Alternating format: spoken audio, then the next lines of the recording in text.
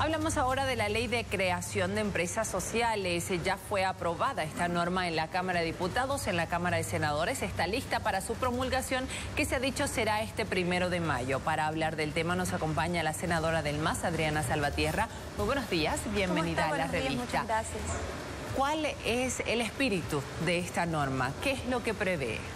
Bueno, la normativa establece, primero decir que no es, si bien es un avance legislativo en materia de legislación a nivel nacional, ya existía un antecedente desde el 2013, que era precisamente el Decreto Supremo número 1754, que establecía de forma muy general los principios en los cuales ya se desarrollan en la normativa, pero que además van a plantear posteriormente su reglamentación.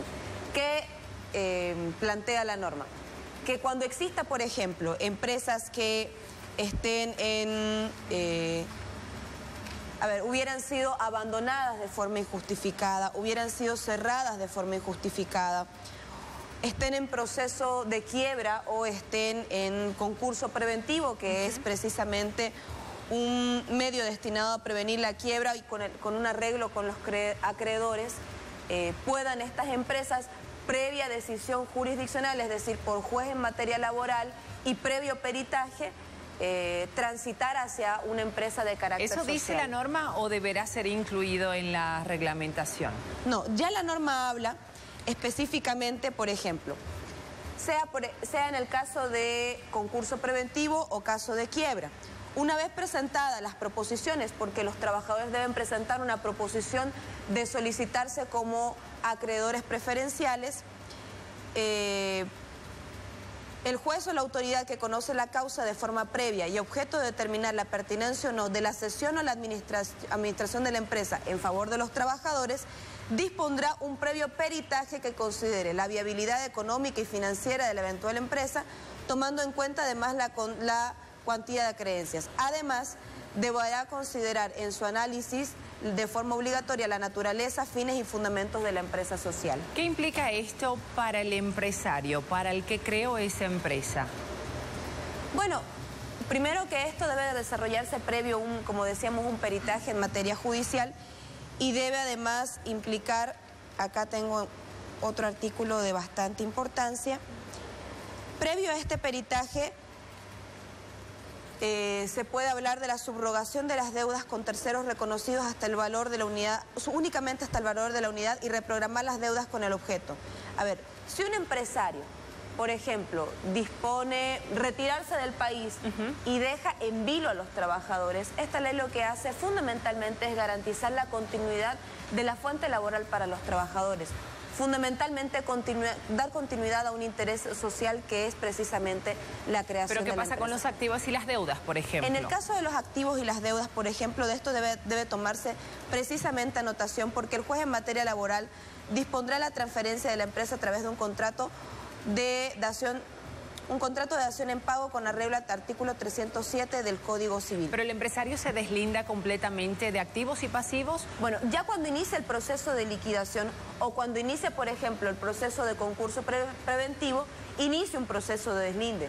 Pero esto, por ejemplo, digamos que un empresario tiene previamente que pagar deudas con acreedores, bancos, acreedores que también son los trabajadores y que se consideran acreedores preferenciales. Debe primero hacerse una cuantificación de todos los bienes y de esto poner a conocimiento del juez laboral para que este juez laboral posteriormente pueda proceder, determinarlo primero en el peritaje si es factible la continuidad de la empresa y evidentemente si es factible que estos bienes pasen anotados en sus cuantías a posesión de los trabajadores. Pero, a ver, haciéndolo más didáctico, yo como empresario tengo deudas y estoy declarando quiebra. Necesito vender mis activos para poder saldar estas deudas. Ese es el proceso de liquidación. Ya. ¿Eso prevé la ley o los activos pasan a los trabajadores y las deudas me las quedo yo como empresario? No. Todas las deudas deben ser subrogadas y pasan a la unidad empresarial, porque es una deuda que tiene la unidad empresarial. Ahora, ¿cómo le explico? Por ejemplo, ya el Código de Comercio preveía estas cosas en el proceso de liquidación y establece acreedores preferenciales. Lo que le decía, primero un empresario puede tener deudas con los bancos, un empresario para el fomento de la unidad productiva o puede tener deudas, por ejemplo, de las AFP, seguros, etcétera, con los trabajadores. Lo central primero es pagar las deudas con los trabajadores. Esa unidad productiva cuyos trabajadores deseen dar continuidad, asumen una subrogación de las deudas dependientes de la unidad productiva, es dependientes de la empresa para el funcionamiento de la empresa. ¿Esto se aplica a empresas privadas, empresas públicas, indistintamente? En este momento solamente a partir de la naturaleza del Decreto Supremo 1754 aplicaba específicamente a empresas privadas. ¿Y en base a qué nace esta norma? ¿Ya se han dado situaciones como esta anteriormente? ¿Ese decreto al que usted hace referencia ya permitió que algún trabajador, algún grupo de trabajadores quede con la empresa? Mire, lo fundamental es entender que si nosotros no legislamos a partir de esto, generamos un vacío jurídico. O sea, ya lo hubo en su momento, sí. Ya existía, primero que ya existe la referencia del artículo 254 de la Constitución, que establece el mismo objeto que la normativa, es decir, cuando existan empresas que estén en proceso de liquidación, concurso preventivo, cerradas o abandonadas, sin justificación alguna, los trabajadores podrán asumir preveyendo el interés social y también preveyendo la continuidad de la fuente laboral. Ya ha habido esta situación, es decir, ya hay una empresa que ha pasado a manos de trabajadores, ese ejemplo es el que le pido, ese dato. Por ejemplo, en la empresa había una transferencia de acciones de la empresa Natex, pero sin embargo fue otro el tratamiento y no se pudo garantizar la continuidad. Y ahí es que nace la necesidad de una norma. Efectivamente. Te doy un ejemplo. En Buenos Aires hay un hotel que se llama Bauen, un hotel cuyo dueño definitivamente abandonó la empresa porque tenía otros procesos y se declaró totalmente en la quiebra. Los trabajadores necesitaban una normativa a partir de la cual ellos puedan garantizar la fuente laboral porque estábamos hablando en ese momento más de 200 Pero en el trabajadores. país se han dado muchos casos, un número determinado que justifique una norma, o es en base a la experiencia de otros países que se lo está haciendo acá. Mira, yo no tengo conocimiento en este momento, quizás podría solicitar mayor información al Ministerio de Trabajo. Sería deshonesto de mi parte decir lo contrario. Pero sí es importante resaltar que si nosotros ya tenemos el principio constitucional materializado en un artículo de la Constitución, esto ya contaba con un decreto supremo, es necesaria una normativa que desarrolle el artículo.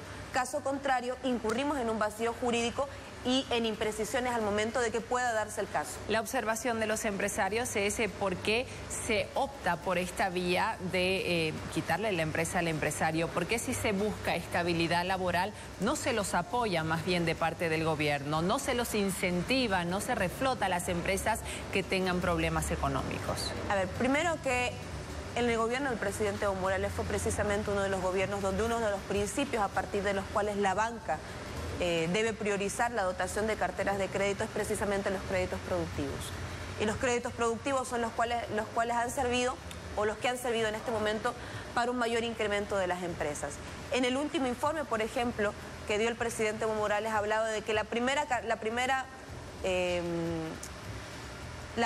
ítem a partir de los cuales se daban las carteras de crédito principalmente era créditos de vivienda y créditos productivos. Ese es el mayor incentivo que nosotros tenemos.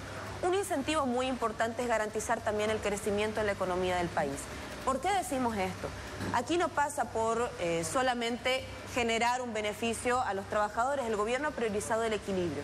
Si la economía, por ejemplo, en este momento llega a crecer a un 4.3, 4.5%, esto debe reflejarse también en garantizar condiciones laborales para todos los trabajadores y también, evidentemente, para el empresariado. Ahora, senadora, de ser promulgada esta norma, los empresarios ya han sido claros en decir que van a interponer recursos ante el Tribunal Constitucional para frenarla. ¿Qué opina? Bueno, el marco constitucional sobre la base del cual se ha elaborado el artículo, mencionábamos ya anteriormente, es el artículo 254. Marco constitucional existe. Ya existe también un antecedente normativo que es el Decreto Supremo, que incluso es mucho más restringido y la normativa establece mucho más candados jurídicos que protegen una transición segura para el empresariado.